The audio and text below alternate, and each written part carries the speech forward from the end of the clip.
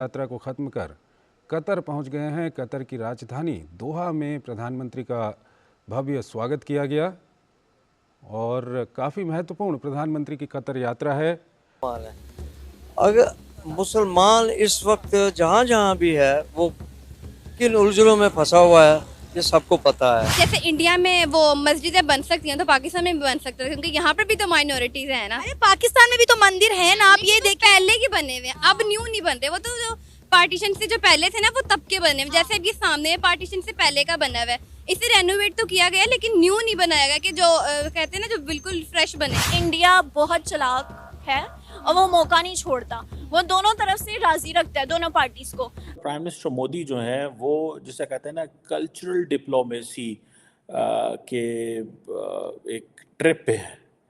ठीक है, उससे पहले औरतों को गाड़ी चलाने की परमिशन नहीं थी, अब उनको ड्राइविंग लाइसेंस मिल रहे सही हैं। है। उसके अलावा वहाँ पे मैंने विजिट नहीं किया लेकिन मेरे सुनने में ही आया है कि वहाँ पे बार्स भी ओपन हो रहे हैं। ओके, प्रधानमंत्री कतर के अमीर शेख तमीम बिन हमद अल थानी से वहां पर मुलाकात करेंगे और जिस तरह से अभी कुछ ही दिन पहले तो दोस्तों हमारे प्रधानमंत्री जी यूएई की सफल यात्रा के बाद कतर पहुंच चुके हैं, क्योंकि भारत के प्रधानमंत्री मोदी जी ने यूएई में बहुत ही शानदार मंदिर का उद्घाटन किया। उसके तुरंत बाद भारत के प्रधानमंत्री कतर की राजधानी दोहा पहुंच गए हैं, जहां पर भारत के प्रधानमंत्री मोदी जी का ज़बरदस्त स्वागत किया गया, जिसे देख करके क्या है पाकिस्तानियों का रिएक्शन वीडियो को स्टार्ट करते। लेकिन उससे पहले यदि आपने हमारे चैनल को सब्सक्राइब नहीं किया तो सब्सक्राइब करें। ठीक है जनाब, जिसे कहा जाता है ना कल्चरल डिप्लोमेसी, रिलीजियस डिप्लोमेसी,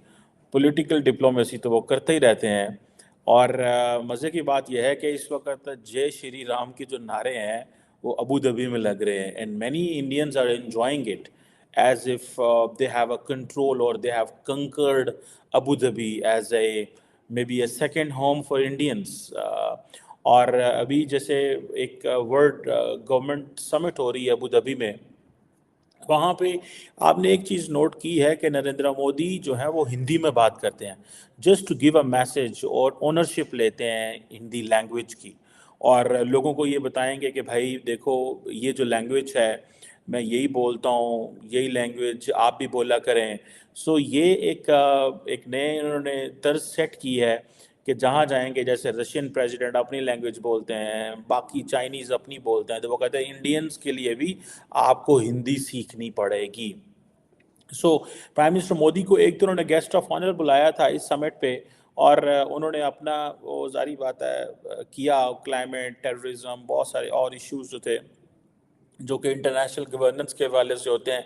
अक्सर एक फ्रेज़ बोला जाता है कि मिनिमम गवर्नमेंट मैक्सिमम गवर्नेंस, कि गवर्नमेंट कम से कम हो, स्विफ्ट प्रोसेस हो, रेड टेपिज्म ना हो, ये चीज़ें ना हो ताकि आप अच्छे तरीके से गवर्न जो है वो कर सकें।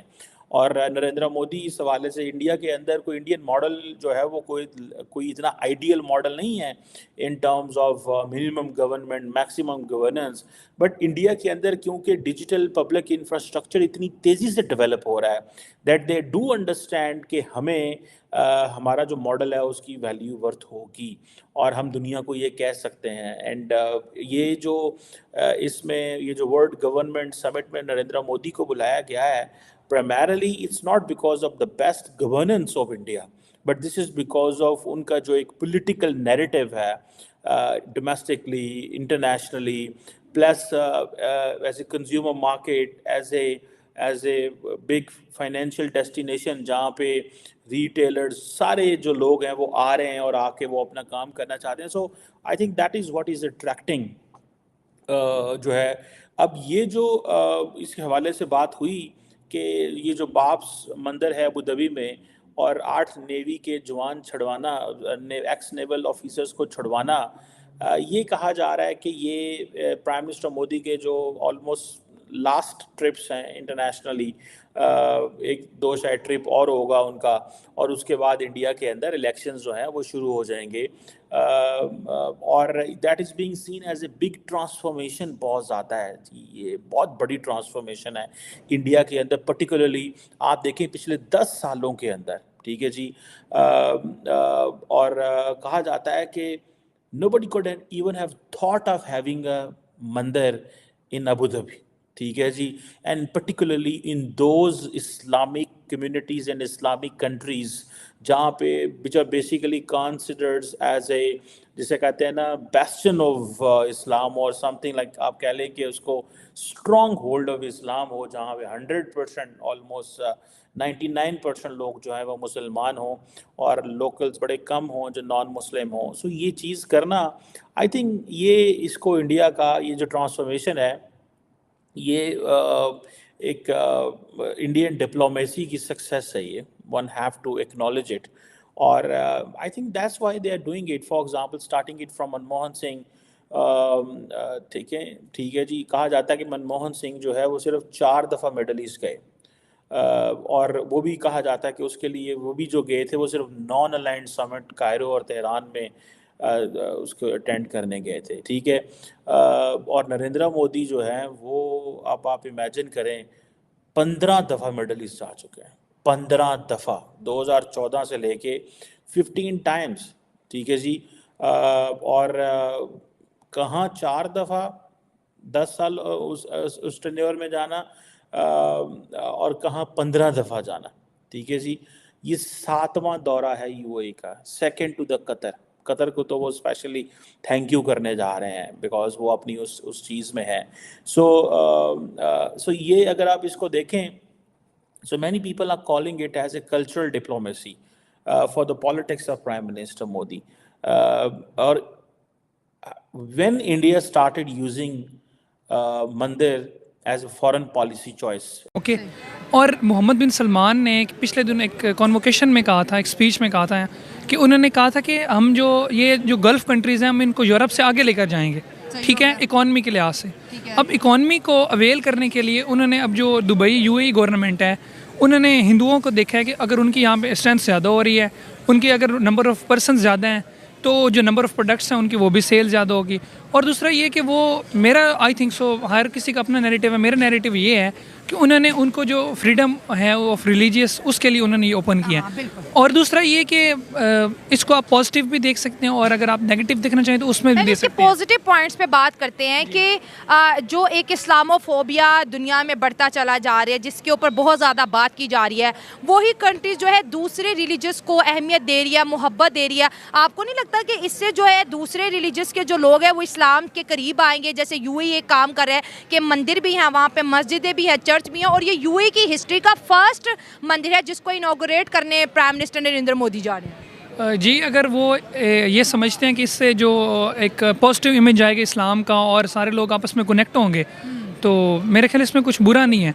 दूसरा ये कि life is the name of packages deals. आपको कुछ चूज़ करना होता है, कुछ स्किप करना होता है. ओके. तो इबादत करने के लिए कोई ना कोई जगह तो मखसूस की जाए, तो इसीलिए वहाँ पर वो मंदिर की ओपनिंग कर रहे हैं. आप बताएं as a Pakistani, as a Muslim, क्या वहाँ पर ये चीज़ की ओपनिंग होनी चाहिए या नहीं? बिल्कुल नहीं होनी चाहिए. नहीं होनी चाहिए? नहीं होनी चाहिए. क्यों? क्योंकि मुसलमानों को सबको एहतजाज करना चाहिए इस बात के ऊपर. अच्छा, कि मतलब कि रोड ब्लॉक कर देनी चाहिए? नहीं, ब्लॉक नहीं करनी चाहिए. सड़कें जाम कर देनी चाहिए? नहीं टायर जलाने चाहिए? ये ऐसी बात नहीं है. ये मंदिर बनने का क्या मकसद है वहाँ पे? यहाँ पर अगर इंडिया में मस्जिद हमारी बने तो वो ठीक है? हाँ ठीक है. क्या है? अच्छा, ये देखिए दो एहतजाज हमारे माइंड के अंदर. हमारे जहाँ पे अक्सरियत है वहाँ पे उसके लिए वो चीज़ होनी चाहिए ना. अगर वहाँ पे जहाँ पे अक्सरियत है वहाँ पे वो चीज़ होनी चाहिए. वहाँ 60 लाख लोगों के लिए इबादत तो करनी है उन्होंने.